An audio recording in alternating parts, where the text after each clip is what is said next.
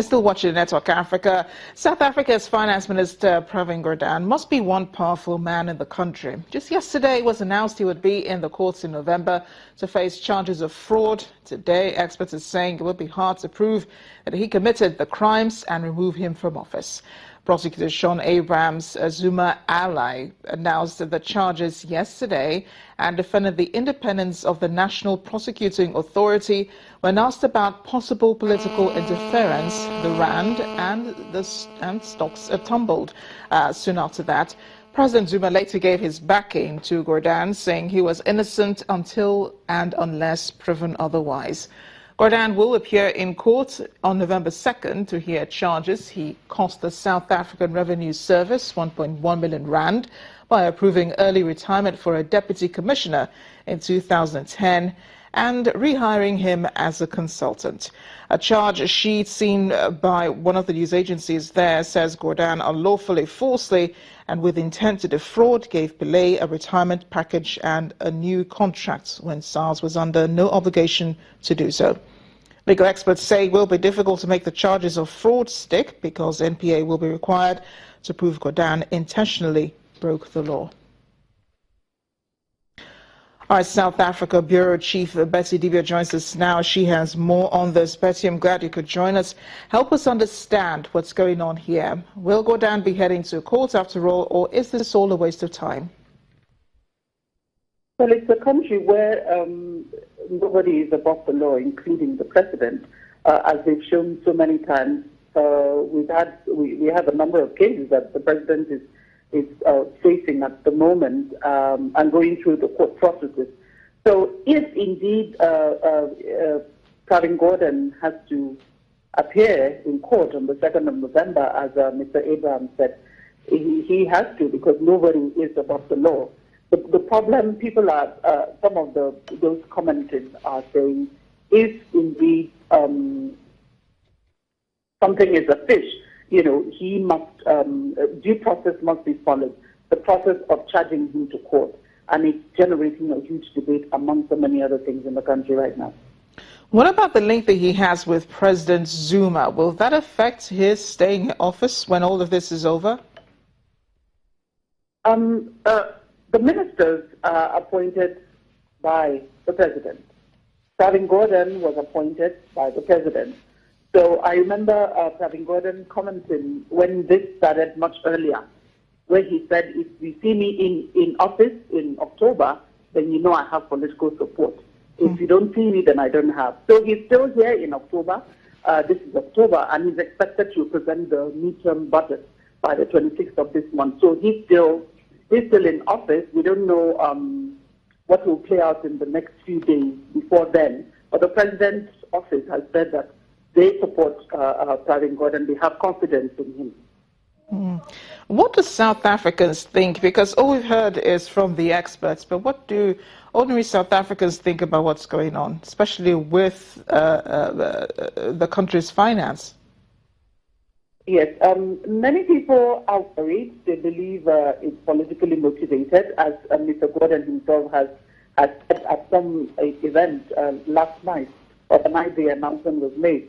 And some believe, okay, it's fine if it's politically motivated. If he's done something wrong, why wouldn't he just come out and answer the questions if he's clean, regarding the allegations? So it's a question of, and then you have those who are saying, but the president has done worse things. How come he's not being charged, for fraud and for so many other things?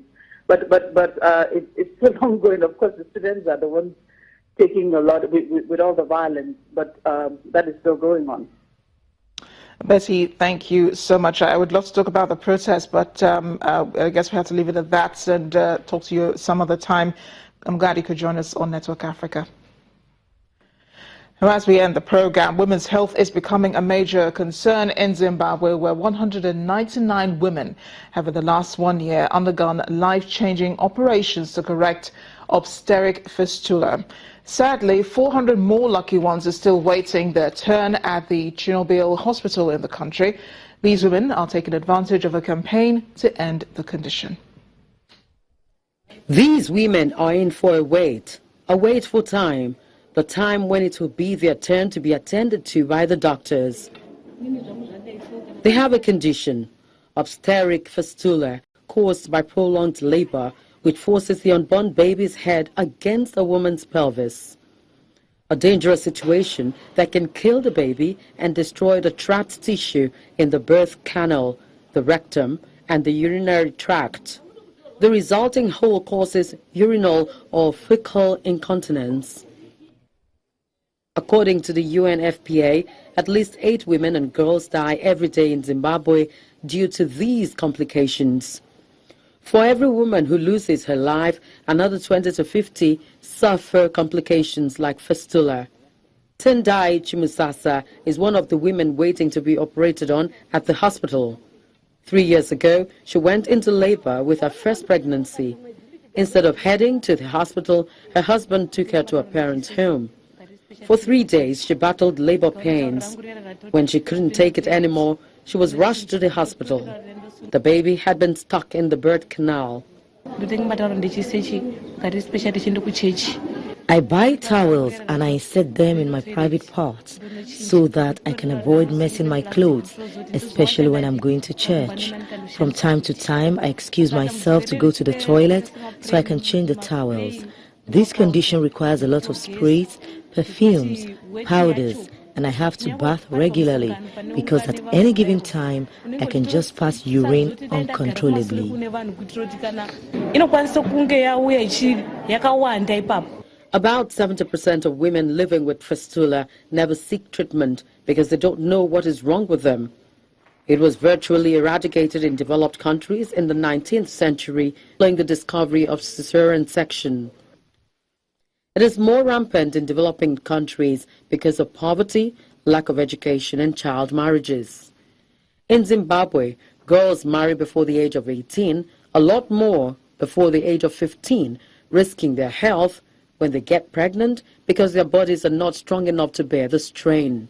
The women that we've been helping have been a mix of the child bride, the 14-year-old who falls pregnant and gives birth either at home or at a medical institution, multiple births from the older women, that's also been our clientele range, and at present we've also faced challenges with malnourishment, basing on pretty much the prevailing conditions in the rural areas.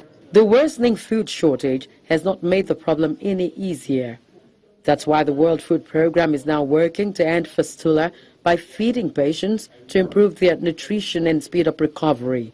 To build on the success of the program, we must ensure that women can access the nutrition they need, not only for a full recovery, but also for a healthy and productive life.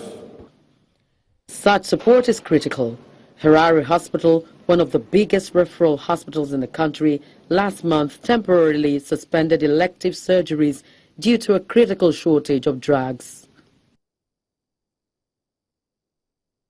And that's Network Africa. Thanks for watching. I am Amarachi Ubani.